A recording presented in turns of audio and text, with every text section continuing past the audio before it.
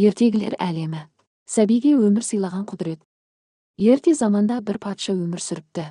Патшаның қисапсыз байлығы болса да, үнемі қабағының астынан бір мұң бары байқалып тұрады екен. Сөйтсе, әлі патшаның перзенті болмапты. Патша қапаланып қайғырып жүргенде, бір күні жұбайы жыланның тіліне жерігенін айтыпты. Осы сөзді қаншама рет Құдайдан жалынып сұраса да, ести алмаған ол, жүрегі жарыла қуанып, жар салыпты.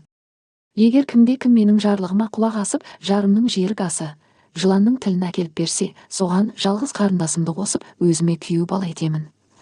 Бір ескеретін жайт, ол Сахарадағы жыландар ордасының патшасы атақты Афита әб жыланның тілі болуы тиіс депті. Үмітсіз, сайтан демекші, байлықпен аса сұлу патша қарындасын алуға қызыққандар Сахараға жол тартыпты. Олардың ішінде сол шаһарда тұратын бір саудагердің Азу есімді баласы да бар екен. Азу ол баста өмірге келгенде жылан терісін жамыла туыпты. Өз терісінің пайдасын көрмекке әрі сынамаққа ол да үмітпен жыландар ортасына аттаныпты. Азу жолда келе жатып, әр жерде шашылған адам сүйектеріне көзі сүріне береді. Бұлар да мен сияқты үміткерлер шығар деп топшылаған ол өзі тек терісінің арқасында ғана аман келе жатқанын түсінеді. Ақырында көп қиындық көріп Сахараға жетеді. Ордаға келген соң ол жыландармен тез араласып кетеді. Бірде жыландар патшасы тағамды өте жақсы даярлай алатын аспазшы керек екенін мәлімдейді. Сынға түскендердің арасынан Азу озып шығады. Ол қолынан келген өнерінің барлығын жұмсаған екен. Сөйтіп аз уақыт ішінде Азу Афита әб жыланның жақсы көрер жақынына айналады. Әңгімеге тарта жүріп, жыландар патшасының жаны қолындағы сақинада екенін де біліп алады. Оны Афита масаңдау кезінде айтып қояды. Бір күні Азу тәтті тағам жасап, оған ұйықтататын дәрі қосады да Афита әб жыланға жегізеді. Ол қатты ұйқыға кеткен кезде сақинасын алып қақ бөледі. Содан соң тілін кесіп алып, түн қараңғылығымен тайып отырады. Бұл оқиғаны таң атқан соң бірақ білген жыландар оны әрі іздеп, бері іздеп таба алмай қала береді. Азудың оңай құтылуының себебі, Сахарадан шыққан соң, ол адам қалпына қайта ауысып алады. Еліне аман есен оралған Азу патшаға жыланның тілін әкеп беріп, оның қарындасына үйленеді. Ал жерік асын жеген патша жары көңілі судай тасып, айы күні жетіп ұлды болады. Ұлан асыр той жасалады. Той десе қу бас домалайды демекші, бұл тойға баяғы Азуды іздеп жүрген жылан да келіпті. Ол Азуды иісінен танып қалып, санын бірақ соғыпты. Ішіне кек түйіп, өз ордасына қайтыпты. Келген соң бұл жаңалықты басқаларға айтып беріпті. Мұны естіген жыландар ашуланып, адамзаттан кек алмаққа бекінеді. Улы тілі арқылы адам баласына зиян келтіріп, ұрпағын кеселге душар етпек болады.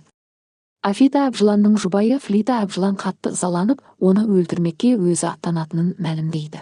Афита әб жылан дүние салған кезде ол қасында бола алмапты, алысқа қонаққа кеткен екен. Араға біраз уақыт салып, Флита әб жылан патшалыққа келеді. Азуды іздеп жүріп, бір үйдің түндігінен сығалап қараса, бесіктегі жас баланы көреді. Бұл жаңа туған нәресте патшаның мұрагері еді. Ол бар ашуын осы баладан алмаққа бекінеді. Үйде жан жоқ кезді пайдаланып түндіктен түседі. Баланың қасына енді жақындай бергенде есіктен бір әйел кіріп келеді. Жылан сасқалақтап қалады. Ал патша жарының абыржығаны сонша тілі күрмеліп: «О, Құдайым, жалғыз сәбиімді ажалға қалай қиям? Оны босанарда жыланның тіліне жерік болып едім, енді ажалы да сол жылан тілінен болмақ па? Жоқ, құтқара көр», деп жалбарыныпты. Сол сәтте қайдан есіне түскені белгісіз, ошақта тұрған сүтке қарай ұмтылады.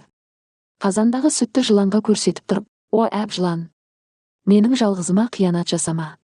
Жүрегім сезеді, сен кек алмақшысың. Баламды саған бермеймін. Болмаса мені шақ. Мен де анамын, ана сүтінен жаралғамын. Балам да, басқа жан-жануарлар да ана сүтінен жаралған. Сен де біз сияқты ана сүтінен нәр алғансың. Тіршілік иесінің нәрі сүт. Ол қасиетті де қастерлі. Оны жаратқан ием сыйға тартқан. Ақты жерге төкпе деуі сондықтан. Ал мен сол сүтті сенің басыңа төгемін. Тек балам үшін, тек жалғызымның өмірі үшін ғана салттан аттаймын. О, әб жылан, опасыз, сенің уың осы сүт арқылы құдіретінен айырылсын. О, жаратушым, тілегімді қабыл ет», деп еңіреп тұрып сүтті жыланға шашып жібереді. Сол сәтте шынында да жылан бар құдіретінен айырылады. Сүттің қасиетті күші оның уы мен айбатын сиқырлап тастайды. Жылан есеңгіреп тұрып есіктен шығып кетеді. Міне осыдан бастап барлық жылан атаулы сүтті көрсе айбатынан айырылады екен. Олар үйге кіргенде басына ақ құйса сытылып шығып кетеді. Оларға бұл қасиет сонау заманғы өз аналарынан дарса керек.